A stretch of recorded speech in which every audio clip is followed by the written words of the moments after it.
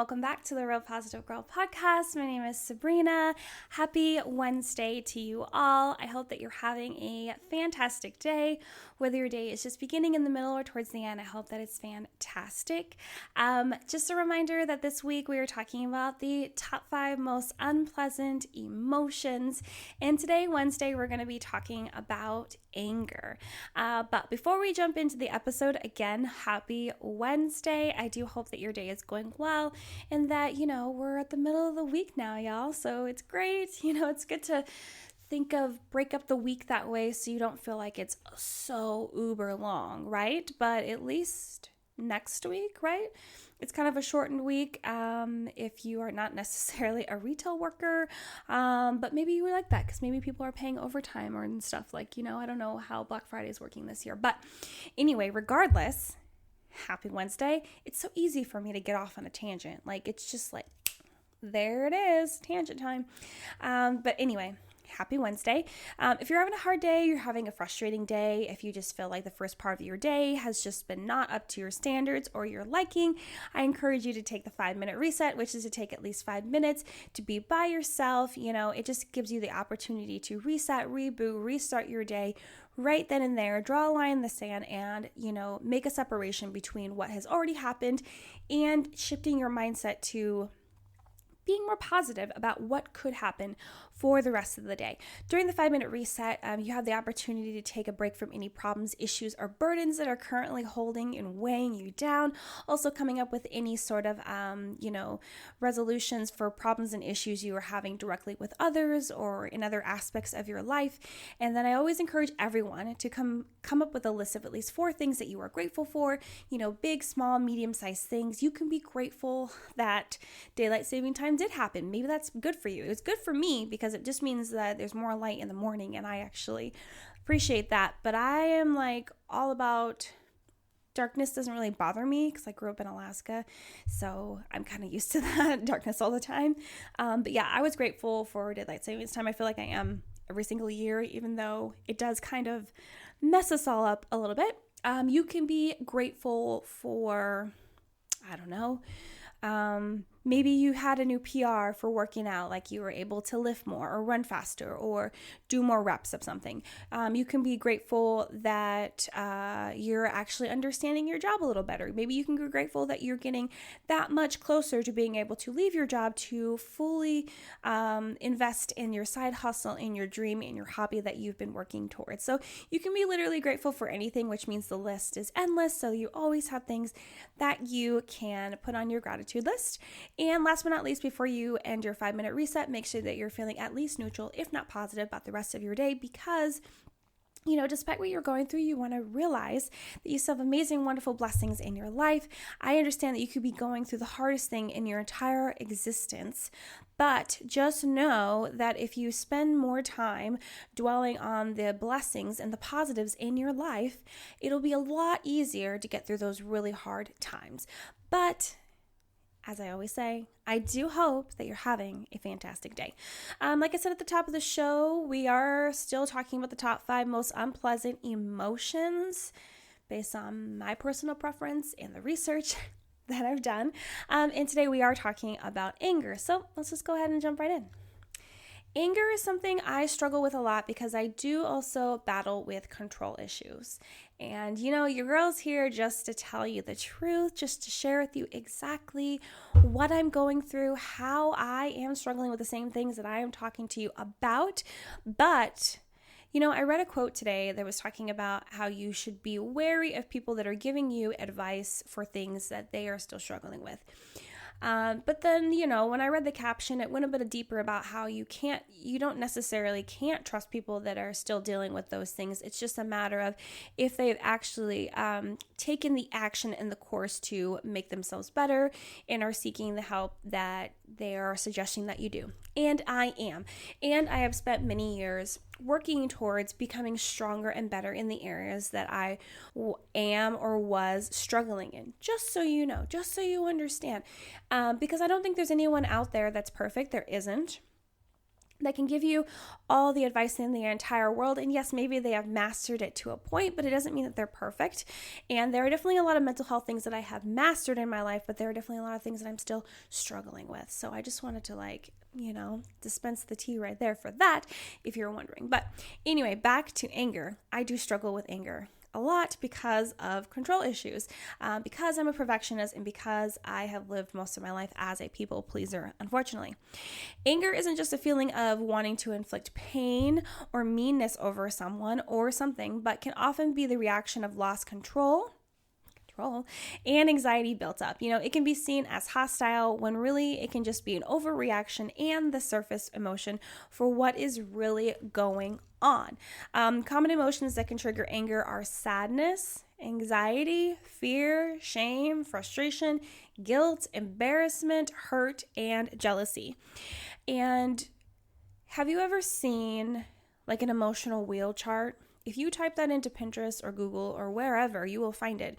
It is literally in the wheel. And I was thinking yesterday about doing like a whole week talking about that.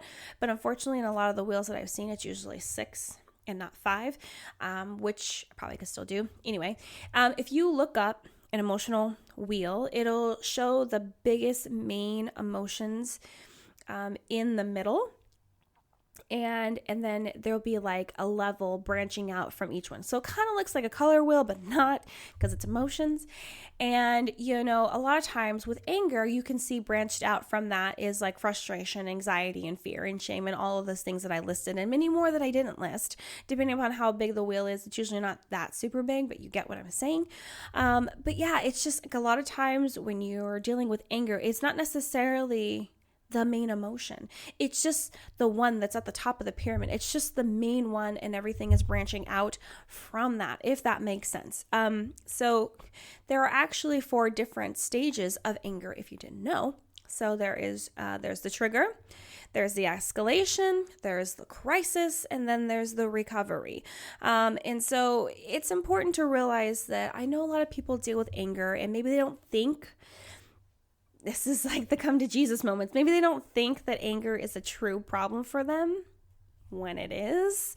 And that's important to note, because a lot of us will deal with anger and we'll just write it off as anger when really it's actually frustration, or it's really confusion, or it's really feeling shameful or embarrassed or jealous, right? And so it's important to actually take the time to get to know your true emotions and what's happening below the surface. This is why I always talk about self-exploration and really getting to know yourself, spending time reflecting and meditating and asking yourself questions about like how you feel about this, that, and the other, taking the time to really be like, why am I frustrated? What was the event that happened to it, that happened to cause it, And that would be actually going through the different 4 stages of anger too, like trigger. If you want to figure out like what's going on with your anger, like what was the trigger? Did someone say something? Did an event happen? Did you forget something? Did what thing like happened outside of your control to spur the reaction of anger? And then the escalation, where you're like riding. I imagine you're riding like one of those Disneyland rides where you're just like trucking up, slowly but surely in your escalation, because, the thing hits it. So the ride starts, and then you're just continually riding it up because you realize this and this and this that is continuing to push your anger to rise. And then, you get to the top of the mountain, which is the crisis moment where it just kind of all blows up, and then you come down and you recover because you're coming down off of that high of just accelerated feelings and, the adrenaline that just whooshes in when you're dealing with anger. So that's kind of how I see it. But it's important to really like think of it as each step, like where did it go wrong? And how can I really come to terms with how I'm feeling and what is truly going on, as opposed to just writing it off as another anger experience. Do you know what I mean? It's important to really get to know your feelings so that you can actually figure out what to do about them, not just having those generalized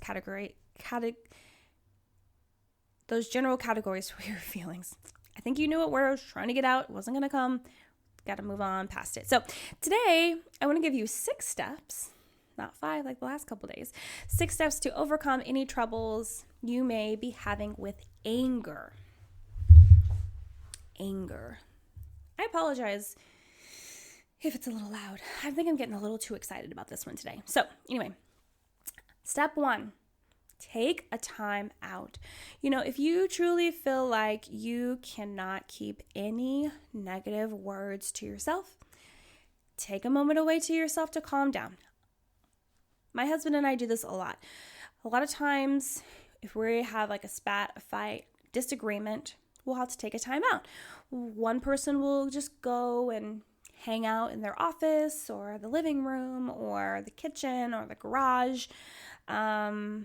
And just like have that time alone, where we can just like kind of like recoup our thoughts, what we're actually feeling, not letting those surface emotions take over us and, push us to do things that we may regret. And that's kind of like this. You want to take a time out? Do you want to prevent yourself from saying things that you might regret because you just feel so heated, so overwhelmed, so full of adrenaline that you do not think that you will actually make the best decisions in the place that you are dealing with this anger? Then take yourself away, because it gives you time to cool down, to bring yourself out of it, to not have too many irrational feelings. You can actually understand where the anger was triggered and what you need to actually focus on, as opposed to just spewing all of that hate and upsetness at someone where they might not even be able to understand how you're feeling because you don't even understand how you're feeling right now. Does that make sense? So I encourage you that if you're dealing with anger and it just spurs you and gets you all fired up, take the time to take a time out, take a breather, take a 5, and maybe if you even need to have a chit chat with someone while you're taking that 5, that could help you calm down and kind of like be reasonable with your thoughts and feelings and emotions so you can go back and engage in the conversation and deal with it appropriately without having regret, hopefully. Step number 2 is to try to learn your warning signs. So, if you are able to identify when you are about to get angry, it will be a lot easier to get yourself calm or figure out what's wrong and move past it sooner. So, warning signs that you're about to be angry could be like a pounding heart, sweating, clenched hands, raised voice, or being snappy. So if you don't want to get to the point where you actually are angry and then you have to take a time out, maybe you can be super aware of the feelings that are leading up to your anger. And so for me, when I know that I'm going to get angry, I usually am snappy. I usually do have like my heart rate starts to race and my voice does start to raise and my body starts to just get so stiff because I am clenching my fists and my whole body, my butt is clenched. Like it's just like I'm upset. And you can even like do that and then take your time out. You're like, okay, you know what? I feel these things coming along. We need to like kind of just interject. It's like before you even get on the ride, you're like in line and you feel it just kind of like bubbling up so that you just jump on the opportunity to like stop it in its tracks, figure out what's trying to push you to get to that ultimate point of anger, stop it, and then figure out what's going on so that you can move forward. Learn your warning signs. It can actually help you stay out of more trouble. That's at least how I think about it. Step 3 is to don't pretend you aren't angry. Like, don't pretend. Don't be that person. Hiding your anger is not going to help the situation or make anything better. It just really isn't. Like, really ask yourself, do you really think that pretending how you feel right now is really going to make anything better? And the answer is no. Let me tell you. The answer is no. Just deal with it as soon as you can and move through your feelings and move forward. So it's just kind of like learning your warning signs, taking a time out. Don't pretend like you're not angry. Like if you're at a party and then you rise to anger and you need to take a time out, don't be like, don't exit. And they're like, oh, are you okay? And be like, yeah, be like, no, I'm sorry, I'm angry, but I need to take a moment to myself so I can kind of like regain and actually understand what I'm thinking. And then I'll come back and we can figure this out. Don't pretend and be like, oh no, it's fine. And just like let it slip off of you. There are certain things in your life and issues and offenses and judgments that you should just like slip off of you. Or as my counselor likes to say, just like let that leaf like float down the river. Isn't that an interesting way to think about it? But but that's what she says. She's like, just let it float down the river. And I actually mentally see that in my mind floating down the river. So, but yeah, so don't pretend that you're not angry. Just be like, yes, I am angry right now, but I need to go gather my thoughts and gather my emotions so that I do not overreact and say something that I don't think I should say, and then we'll figure it out. There is no reason to pretend. There's no reason to be like passive aggressive about it. That doesn't help anyone, doesn't solve the problem, doesn't get to a solution. It doesn't really like express whatever happened, how it actually reflected on you, and if they need to do anything about it. Do you know what I mean? So don't pretend. Don't pretend. Number 4 is don't hold grudges. Don't do that either. Don't allow yourself to be taken hostage by your own bitterness. Ooh, let me say that again. Don't allow yourself to be taken hostage by your own bitterness, developed from allowing the negative feelings to crowd out any positive ones. Don't do it. Choose to forgive and move on. Not forgiving is like drinking poison and expecting the offender to get sick and die. But instead it will always be you, because you're the one choosing to hold on to the offense and pain. You are. As much as you want to believe, this is a real come to Jesus moment, as much as you want to sit there and believe that it's the other person's fault and that they should do all of the work to fix it, it's not true. It's just not, because we're all in charge of our emotions and our feelings, and we're all in charge of how we feel and how we move forward in our day and how we decide to deal with the things that come against us and ruffle our feathers and cause us to move into different state of emotions that we didn't previously think we were capable of or wanted to engage in. We are still in charge. You cannot blame someone else for how you are feeling, no matter what. Yes, their action and their words and their participation in whatever event happened could have contributed to how you're feeling and how you are going to feel moving forward. But it's not their fault, and you can't hold grudges, because if you do hold grudges, again, it is literally holding yourself hostage to them, and it's not going to do them any bad. It's not going to make them shiver and be scared and be upset. And maybe, you'll express to them that you're upset at them, and they might be offended by that, but then they'll eventually move on. That they will, or that won't bother them at all. So it doesn't matter. It's not going to help you, and it's only going to hurt you even more. And honestly, the best thing you can do for yourself, which is still the hardest thing you can do for yourself, but the best, is to just let it go and move forward. Allow yourself to be strong, allow yourself to just move forward, and keep doing you in the best way you can. Don't let them have that power over you. And they may not even realize that they have the power, especially if they forget and move on. But sometimes people will know that they have that power over you, and they will revel in that. And that's not what you want either. So it's important not to hold grudges, because it's not going to help you to solve the situation. It's not going to hurt them any at all whatsoever. And it's going to definitely hurt you more than you actually think. Step number 5 is to talk with someone you trust about why you're angry. You know what? Maybe I'm wrong. Maybe I am talking about this in every single episode this week. But it doesn't matter, because it's super important to talk to someone, whether it's a counselor or someone that you trust. Talking to someone will a lot of times help you get out the emotions that you didn't know were there. Speak it to someone, whether you're looking for advice or not. Get it all out in the open so you can just see it before you, and you're like, oh man, a lot of that's irrational. I need to cut that out and use this part. What do you think I should do? Okay, take that and move forward. Sometimes speaking with someone, whether it be a friend or a partner or a counselor, can help you put everything on the table and figure out what you're truly feeling. What I just said, you can really just see everything a lot clearer. And, and if it's deeper than the surface anger you're experiencing, you can figure out a solution from there. So I encourage you to speak with someone, talk with someone that you trust, or a counselor, so that you can really figure out what's going on and then move forward with the best course of action. Step number 6, and the last step, is confrontation can work too. Now, I know that not everyone is into confrontation. There's actually a group of ladies that I meet with right now currently every week. It's kind of like a Bible small group situation that I really enjoy, actually, shockingly, because I'm used to not being into that. But anyway, and there's people in that group, because we were talking about the Enneagram, or I don't know, that's how you pronounce it, whatever, and talking about who is what. And just so you know, for the record, I am a 1. But we were talking about confrontation because I guess that's like, not surprising for like a 1. And I am very confrontational. Like I do not have a problem with like stepping to someone and being like, listen, like in a respectful way, but I don't have a problem with that. And I know some people do, but I want you to know the confrontation can work. It can. If your anger is towards someone that has wronged you, I think it would be fine to speak with them about it.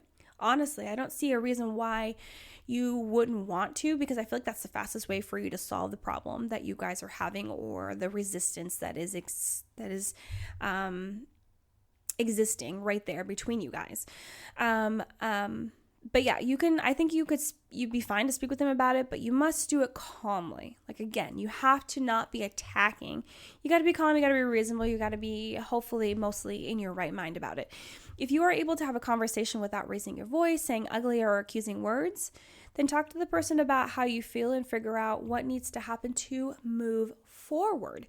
So yeah, just laying it out on the table, letting them know how whatever it was affected you and how it has caused you to feel. Not that it made you feel that way, but it has contributed, rather, that's the better word, contributed to how you feel. And figuring out what you should do next to right any wrongs, or to just come to an agreement and then move forward. I don't think confrontation is a bad thing at all. I love confrontation because I feel like it just really just gets the job done quick. Like, let's just go through this. It might be painful for a little bit, but let's just get through it and move on, because then you don't have it like lingering. I don't like things to linger, not a lot of emotions like that. It's super uncomfortable, and so it's a time waster, and it makes things super awkward. So I think that's why I like confrontation, because it just allows you to just like get it over with. I don't know what face that was, but just get over it. You know what I mean? So, well, you guys, that's all the steps I have for you. I hope that was really super helpful for anger. Anger is one of those things that can be so hurtful to other people from you, that can tear relationships apart, that can tear you apart as a person if you don't get it under control. So it's important for you to realize that if you do have an anger problem, that's nothing to be embarrassed about, but it is something that you should try to deal with as quick as you can. So, well, that's it, you guys. Thank you so much for listening to the Real Positive Girl podcast. Again, my name is Sabrina. I hope that you guys have a fantastic day, rest of your Wednesday. I hope it's great. Check the description box for notes for the show, where you can find me on Instagram, my email address for any questions, comments, concerns, prayer requests, feedback, topic suggestions, or just to say, hey, hi, and hello to me. Again, I appreciate you guys coming and watching and listening and loving and downloading and telling other people, because that's what helps me. So I do truly appreciate it. But until next time, have a good one, and I hope to see you guys next time. Bye.